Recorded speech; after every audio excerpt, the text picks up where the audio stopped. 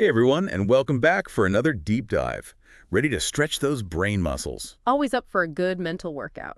What are we diving into today? Today, we're tackling a classic philosophical head scratcher. One of those thinky thoughts that just kind of make you go, huh, I love those. Keeps things interesting, right? exactly. And it involves a sentence, the simple sentence, that leads to some seriously big questions. Okay, now you've got me intrigued. Lay it on me. What's the sentence? Okay, you ready for this? Hit me with it. This sentence is false. This sentence is false.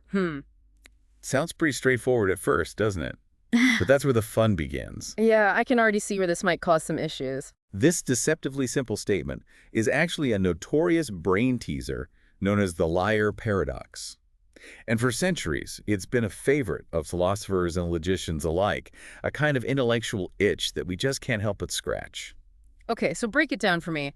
How does this sentence, short as it is, become a paradox? All right, so let's say the sentence is true. Okay, so this sentence is false is true. Then what? Well, if it's true, then it must be false, right? Because that's what it's saying.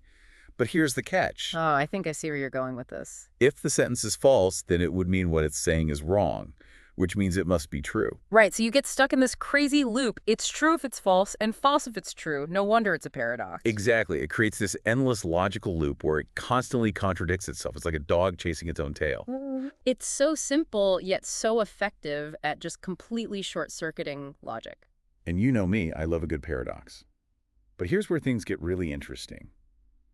It's not really about the sentence itself, you know? Yeah, I get that. It's more about what this paradox reveals, right? Absolutely. It shines a light on the very nature of truth, language, and the limits of systems. It's like holding a mirror up to how we think and communicate. It's fascinating. Okay, so help me out here. Why does this matter?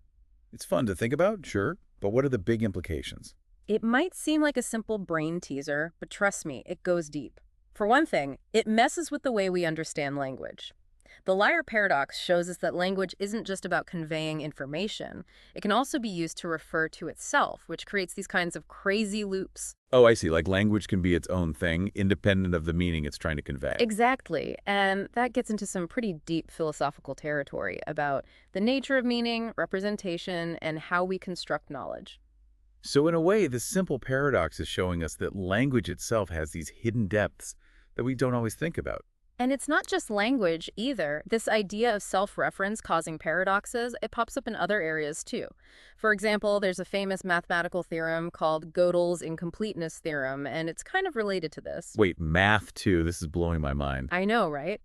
Gödel basically demonstrated that even in mathematics, which we tend to think of as this perfectly logical and consistent system, there are statements that are true, but we can't actually prove them to be true using only the rules of mathematics itself. So even math has its limitations. That's a lot to wrap our heads around. It is. But the important takeaway is this.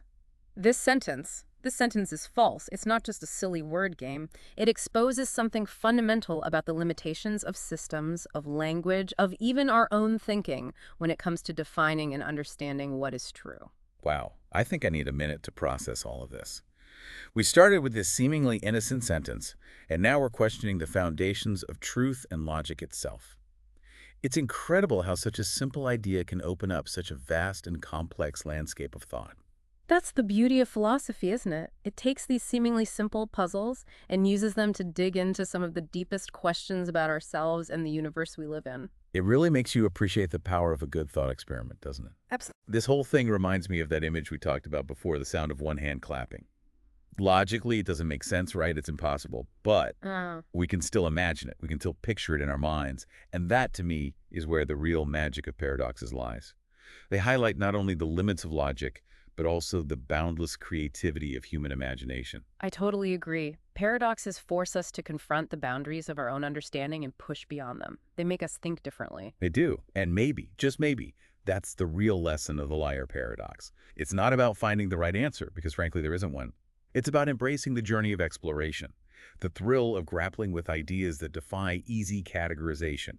It's about expanding our minds to encompass the unknown and the seemingly impossible. So, what do you think? Ready to dive into another thought-provoking topic next time? Bring it on. I'm ready for anything. Until next time, keep those brain gears turning.